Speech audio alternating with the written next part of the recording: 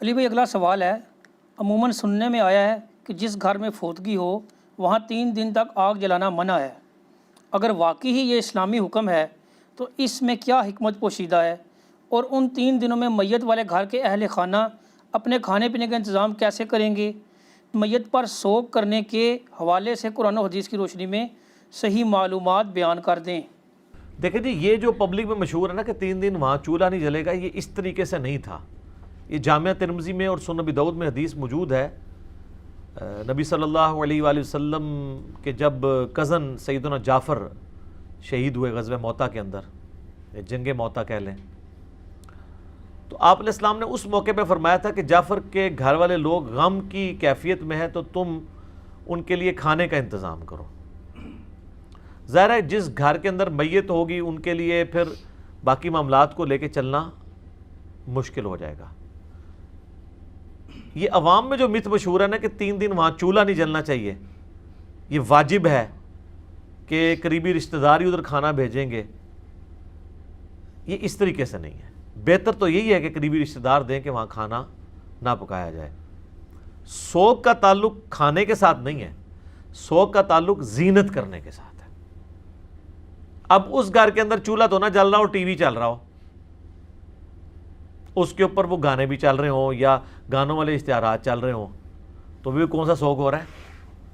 سوگ کا تعلق ہے کہ زینت کی کوئی چیز اڈاپٹ نہیں کرنی، جو بخاری مسلم میں آتا ہے، نبی علیہ السلام فرمایا جو عورت اللہ اور یوم آخرت پہ ایمان رکھتی ہے اس کے لیے حلال نہیں ہے کہ وہ کسی بھی میت پہ 3 دن سے زیادہ سوگ کرے سوائے اپنے خاوند کے۔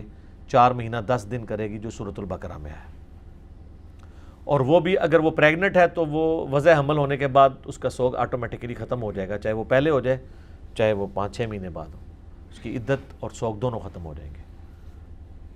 بخاری مسلم میں حدیث موجود ہے۔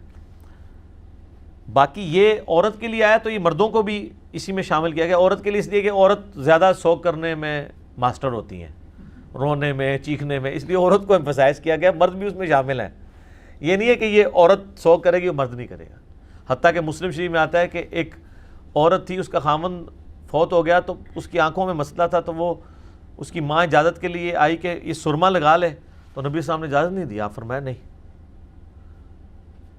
سرما نہیں لگائے گی۔ حتیٰ کہ بخاری مسلم میں آتا ہے جب وہ اس طرح نبی علیہ السلام تک چیزیں اس طرح کی پہنچتی تھی تو پھر آپ علیہ السلام پھر کہتے تھے کہ یار زمانے جاہلیت میں تو تمہاری عورتیں 1-1 سال اپنے خامدوں کے اوپر اتنا سوگ کرتی تھی کہ وہ گھر کی کوٹری سے باہر نہیں نکلتی تھی۔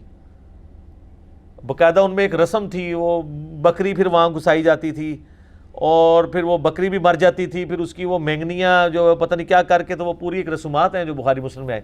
حضور نے فرمایا کہ تمہیں اللہ تعالیٰ نے اس سے چھڑا کے 4 مہینے 10 دن پہ لے کے آئے، تو اب تم اس سے بھی بھاگ رہی ہو۔ ٹھیک ہے، سوگ کرے گی اور سوگ کے دوران وہ گھر سے باہر نہیں نکلے گی، زینت نہیں کرے گی۔ یہ نہیں کہ کھانا پینا چھوڑ دے گی یا داماد سے پردہ کرنا شروع کر دے گی۔ بھائی ان لوگوں سے پردہ بعد میں بھی ہے سوگ میں جن سے سوگ سے پہلے بھی تھا۔ کسی ایکٹیویٹی میں حصہ نہیں لے گی، اور جس گھر میں فوتگی ہوئی ہے اگر وہ وہاں پہ ہے وہ وہیں پہ اپنا سوگ کرے۔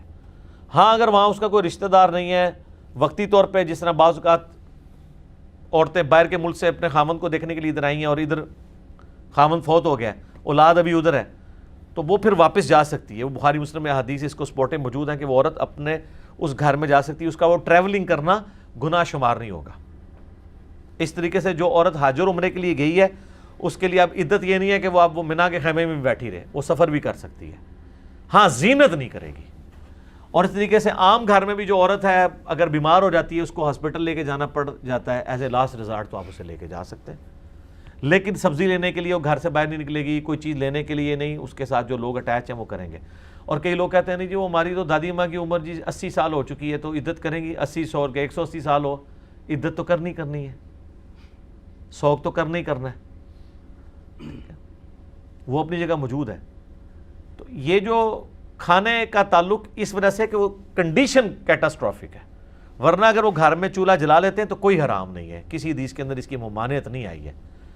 اور ویسے بھی اب کیا چولہا تو اب ویسے ہی نہیں لوگ جلاتے ہو، دیگ منگوانی پڑ جاتی ہے، اتنے رشتہ دار آ جاتے ہیں، تو چولہا تو ویسے آج کل کو نہیں جلتا، چائے وغیرہ کے لیے جلتا ہوگا، ادروائز تو اتنے رشتہ دار آئے ہوتے ہیں، کھانا منگوانا پڑ جاتا ہے. بلکہ ابھی تو 40ویں کے باقاعدہ کارڈ چھپنے شروع ہو گئے ہیں. اخبارات میں تو اشتہارات پہلے آتے تھے, کارڈ بھی چھپتے ہیں. یہ ایک اس طرح کی بدعات اور رسومات نے ایک غریب آدمی کا تو جینا مرنا ہی مشکل کر دیا ہے. جینا تو مشکل تھا, مرنا بھی مشکل کر دیا. کئی ایک ایشوز کے ساتھ جو ہے نا وہ اٹیچ ہوئے ہیں. اچھا, سوگ میں یہ یاد رکھیے گا کہ یہ دو ٹرمز ہیں, سوگ اور عدت. اس کو سمجھ لیں. عدت ہے متعلقہ عورت. عدت کہتے ہیں ایسا پیریڈ جس میں وہ نیا نکاح نہیں کر سکتی. جو عورت طلاق یافتہ ہے, قرآن میں اس کی عدت آئی ہے 3 طہر, یعنی 3 دفعہ حیض آ کے وہ پاک ہوگی آلموسٹ 90 دن. وہ بھی اس صورت میں کہ جب اسے طہر میں پاکیزگی میں طلاق دی گئی ہو. اس لیے پاکیزگی میں طلاق دینی چاہیے. حیض میں دی گئی ہے تو آپ کو اس کو رجوع کرنا پڑے گا اور وہ طلاق شمار ہوگی. بیوہ عورت کی عدت جو ہے وہ ہے 4 مہینے 10 دن. بیسیکلی وہ اس کا سوگ ہے. یہ سورۃ البقرہ میں آیا ہے, بخاری مسلم میں ڈیٹیل موجود ہے. اب متعلقہ اور بیوہ دونوں کے کیس میں اگر عورت پریگننٹ ہے تو جب تک اس کی اولاد پیدا نہیں ہوتی اس کی وہ عدت چلتی رہے گی, وہ نیا نکاح نہیں کر سکتی حتیٰ کہ وہ بچہ پیدا ہو, پھر وہ 40 دن وہ والے گزر جائیں آلموسٹ جو ہوتے ہیں, پھر وہ نیا نکاح کرے گی. اور اس میں لیکن ایک اللہ نے آسانی دی ہے کہ ویسے تو 4 مہینہ 10 دن ہے سوگ, یہ 3 مہینے کی عدت ہے, لیکن اگلے ہی دن اس کی پریگنینسی ڈکلیئر ہو کے مطلب وہ ڈیلیوری ہو جاتی ہے, پھر وہ 3 مہینے والی سوگ یہ عدت ختم, 4 مہینہ 10 دن والا بھی سوگ ختم, کیونکہ اب اللہ نے اس کو خوشی دی ہے, اب اس خوشی کو اویل کرے گی. ابو داؤد ترمذی ابن ماجہ میں آتا ہے کہ جس عورت نے خلا لیا ہے اس کی عدت 1 مہینہ ہے. یہ بعض اوقات لوگ یہ پوچھ رہے ہوتے ہیں کہ جی وہ دیکھیں جی 5 سال ہو گئے ہیں میاں بیوی آپس میں ملے نہیں ہیں, تو اب آ کے تنسیخ نکاح ہوا ہے تو اب بھی عدت کرے گی. جی عدت کرے گی, کیوں نہیں کرے گی. اگر خلا لیا تو 1 مہینہ کرے گی, اور 1 مہینے کی سٹارٹنگ اس وقت ہوگی جب خلا ہوا ہے, چاہے 5 سال سے ملے ہیں یا نہیں ملے. اسلام جو ہے نا وہ ایسے روز بناتا ہے جس میں فول پروف ہوں. کل کو کوئی مسئلہ بن گیا پھر تو یہ معاملہ فول پروف رکھا گیا ہے. 5 سال چھوڑ کے 10 سال کی ناراضگی ہے, جب وہ طلاق دے گا اس دن سے عدت شمار ہونا شروع ہوگی اور پھر آگے کے دن شمار کیے جائیں گے. تو یہ جو سوگ کے والے سے کہا گیا نا گھر میں چولہا نہیں جلنا, تو یہ سوگ کا یہی طریقہ ہوگا 3 دن تک کے لیے. باقی اس میں جو دعائیں آئی ہیں انا للہ و انا الیہ راجعون, اللہم اجرنی فی مصیبتی واخلف لی خیرا منہا, اور دعائیں آئی ہیں. میت کے لیے آپ دعائیں مغفرت کر سکتے ہیں. باقی یہ جو 40ویں قرآن پڑھ کے بخشنا اس کی کوئی اصل نہیں ہے. ویسے آپ نے دعا کرنی ہے, ہاتھ اٹھا کے بھی کر لیں, کوئی حرج نہیں. بخاری مسلم میں نبی الاسلام نے ایک صحابی کے مرنے کے بعد یوں ہاتھ اٹھا کے دعا کی تھی کہ بغلوں کی سفیدی بھی نظر آئی, کیونکہ آپ نے اوپر چادر لی تھی نیچے تہمت تھی. تو جواز ہے, قبر پہ بھی جا کے دعا کر سکتے ہیں. یہ ایک ڈیٹیل طرف ٹاپک ہے. مسئلہ 74 میرا اسال ثواب کے اوپر ریکارڈڈ موجود ہے. باقی سوگ کے حوالے سے میں نے آپ کو بتا دیا کہ 3 دن سے زیادہ سوگ نہیں ہے. اس کو میں کنکلوڈ کرتا ہوں اس حدیث کے اوپر, بخاری مسلم دونوں میں موجود ہے. جب ابو سفیان فوت ہوئے تو سیدہ ام حبیبہ جو نبی الاسلام کی بیوی تھی, انہوں نے باقاعدہ 3 دن کے بعد زرد رنگ لا کے اپنی گالوں پہ ملا, سرما لگایا, اپنے جسم پہ ملائی, یعنی اعلانیہ عورتوں کے سامنے اظہار کیا اپنی عدت اس کا سوگ کے ختم ہونے کا. تو لوگوں نے کہا کہ یہ مطلب یہ کرنا کوئی ضروری تو نہیں تھا. انہوں نے کہا کہ میں نے نبی علیہ السلام سے سنا ہے کہ جو عورت اللہ اور یوم آخرت پہ ایمان رکھتی ہے تو اس کے لیے جائز نہیں کہ وہ 3 دن سے زیادہ کسی کے اوپر سوگ کرے سوائے اپنے خاوند کے. تو ان کا میرا باپ مرا تھا 3 دن پورے ہوئے تو میں سوگ کے ختم ہونے کا اظہار کر رہی ہوں. اب آپ اندازہ کریں کتنے نے کیا ہوئے گا, ہائے نہیں تیرے تو پیو مرے ہے, 3 دہاڑے تو 3 دہاڑے بونس ہی کاٹ دینے سن. یہ صحابہ کرام کا ایٹیچیوڈ تھا کہ وہ جان بوجھ کے ایسا کام کرتے تھے جس سے امت کو میسج ملے کہ یہ صحیح دین ہے, یہ غلط ہے. مجھے بھی لوگ کہتے ہیں نا جان بوجھ کے ایسی ایسی گلاں کاٹ کے لے آتا ہے, وہ اس لیے نکالتے ہیں آپ کا دماغ کھولیں کہ یار یہ کیا ہو رہا ہے, دین تو یہ کہتا ہے آپ نے یہ بنایا ہوا ہے, دین میں تو یہ چیزیں اس طرح نہیں ہیں. اور یہ جو شادی بیاہ اور جو خوشی غمی کے جتنے مواقع ہیں اس پہ جو کچھ دین کے نام پہ ہو رہا ہے نا سر, اس کے خلاف بولنے والے کی تو ایسے کی تیسی پھیر دیتے ہیں, اور باقی موقع پہ لوگ کمپرومائز کر جاتے ہیں, اس موقع پہ نہیں کرتے ہیں. اب ظاہر ہے کہ وہ آپ کے دوست پکڑ کے 2 بڑے بڑے گلاب کے پھولوں کے جناب وہ لے آئے ہیں قبر کے اوپر پھینکنے کے لیے لفافے, ادھر کے کوئی بول دے یہ ثابت نہیں ہے, تو آپ سمجھیں گے اس وقت کیا ہوگا.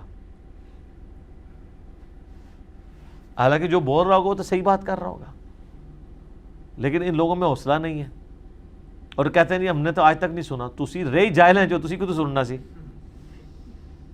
ٹھیک ہے، ایک بندہ پوری زندگی جو ہے وہ بھینس کا دودھ دھوتا رہا کسی گاؤں کے اندر، اس کو اب کیا پتا کہ آئی فون کیا ہوتا ہے. اور ویسے آج کل والوں کو تو پتہ چل گیا ہوا ہے. ٹھیک ہے، تو جو آپ کی فیلڈ نہیں، آپ خام کیوں بات کر رہے ہیں؟ آپ علمی بات کریں کہ بتائیں کہاں لکھا ہوا ہے، ہم اس کو فالو کریں گے. اس کی بجائے اس قسم کی باتیں کرنا یہ بالکل غلط ہے. اسی طریقے سے یہ بھی یاد رکھیے گا، بخاری مسلم میں حدیث ہے، نبی علیہ السلام نے فرمایا کہ میت پہ جو چیخو پکار کیا جاتا ہے یا نوحہ کیا جاتا ہے تو اس کی وجہ سے اس میت کو عذاب دیا جاتا ہے. اس کی پھر تشریح سیدہ عائشہ نے کی کہ اس وجہ سے عذاب کیا جاتا ہے کہ اس نے اس کی تربیت نہیں کی تھی اپنے پچھلوں کی. اگر انہوں نے تربیت کی پھر اس کو نہیں عذاب دیا جائے گا کہ بھئی تم نے میرے مرنے کے بعد یہ میرے ساتھ نہیں کرنا. تو اس طرح میت کے اوپر سوگ جو 3 دن کا ہے اس میں بھی بین نہیں ہے، اونچی آواز سے رونا نہیں ہے، گریبان چاک کرنا نہیں. بخاری مسلم میں کئی احادیث ہیں، نبی علیہ السلام فرمایا کہ میری امت یہ جاہلیت کے کام نہیں چھوڑے گی، اور وہ آج تک چل رہے ہیں. تو چاہے ماتم ہو، چاہے نوحہ ہو، اس طرح کا نوحہ جس میں آواز بلند کی جائے کسی میت کے اوپر، یہ غلط ہے، بالکل حرام ہے. اسلام میں اس کی کوئی گنجائش نہیں. ٹھیک ہو گیا جی؟ جزاکم اللہ خیر.